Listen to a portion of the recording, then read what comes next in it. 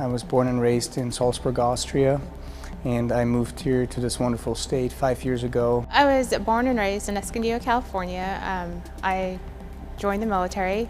I did 2 years in college and then I joined the military. Got to go overseas. I met my husband and I got out. We went up to Alaska for 7 years and had a family, and my husband got orders down here to Washington, and that's where we're going to retire. I was born in Colorado. My dad, he was military, so I have a little bit of a military background going on. Got to travel the States a lot, back and forth from Chicago, so I love Chicago, love the area. Then we came here, and it was pretty nice. I went to Falls High School.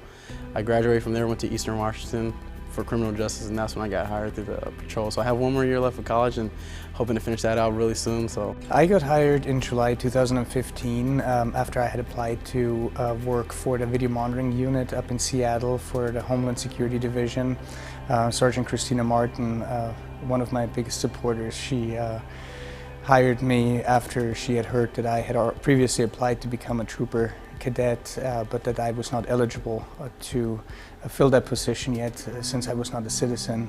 I first started with the state in DSHS, and then I joined State Patrol as a Secretary Senior for the DSHS unit in CID, and then I was promoted to IAD's Secretary Supervisor. And I always wanted to do law enforcement ever since I was little. I did a lot of research and I found out that it would take at least 3 years for me to be allowed to apply for citizenship. And so for me, it took a lot. After moving here, I had to apply for a green card and for a work permit. At the beginning, nobody here knew me, so I started to work at a pizza place in Tumwater, making $200 a month, just trying to make a little bit of money and to have something I can do. put the application in, got hired, and I went through the whole process. It was going good in the academy. I made it out to my FTO trip, and then complications happened with me and my wife, just trying to figure things out. It was so different, usually we had our own stuff, and now I'm gone for weeks at a time, and she's like, where you at, help me out. So, and we just had a new daughter, and we just got married in the academy, didn't get to have the big wedding, because I had to be here for TVTC. And that ultimately happened to where I resigned. I wrote a letter to the chief of the Immigration Services, and I explained to her why it was so important to me that she may help me to expedite the process and help me to make my dream come true and become a trooper cadet by making me a citizen earlier.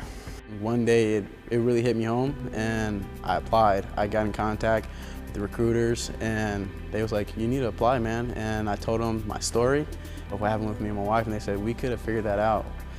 And man, when I applied back, it was a little emotional. When I applied back, they brought me in, and it felt like family. They welcomed me with open arms. They had me write out a letter explaining everything, and it wasn't just the recruiter that read it. It went all the way up to the captain, and I was so surprised that everybody knows my story. And so many troopers knew my story. They was like, hey, that guy was so good. I don't know what happened, but I'm glad that he's back.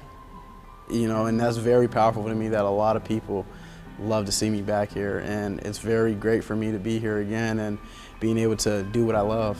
And man, I know I love this job because I know how bad it hurt me when I left the first time. It was in 2012 when I was still in medical school, when I had 2 little girls brought into our morgue where I had worked to do medical examinations on deceased people. And when I lifted those covers off those girls, and I had read that they were involved in a collision that was caused by an impaired driver, I was just looking at those 2 bodies and thinking, there must be more that could be done, because right now all I can do is I can write and sign their death certificate, and that's it. And I actually want to be able to be out there and help prevent that from happening. And so I told my parents, I told my wife. It's such an honor. It's mind-blowing. I still get teared up because it's just, like I said, it's been a dream.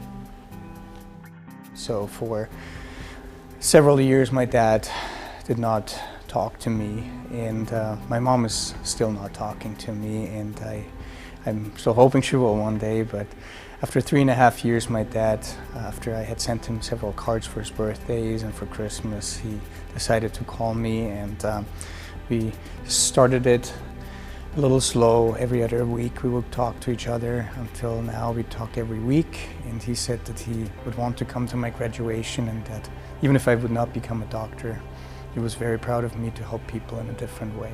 And my dad, he's coming up from Texas, so he'll be here.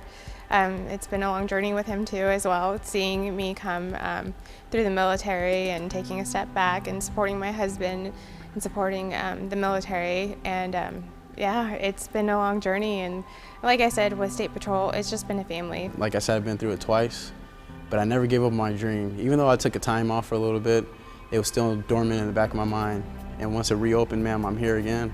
I did it again. So to anybody that wants to be a state trooper, be anything that they want to do in this agency is possible. All you got to do is put the time, the commitment, and you can do whatever you want. The best part for joining State Patrol is it's a family. You're not just joining a police agency. You are truly joining one of the best agencies out there in the world.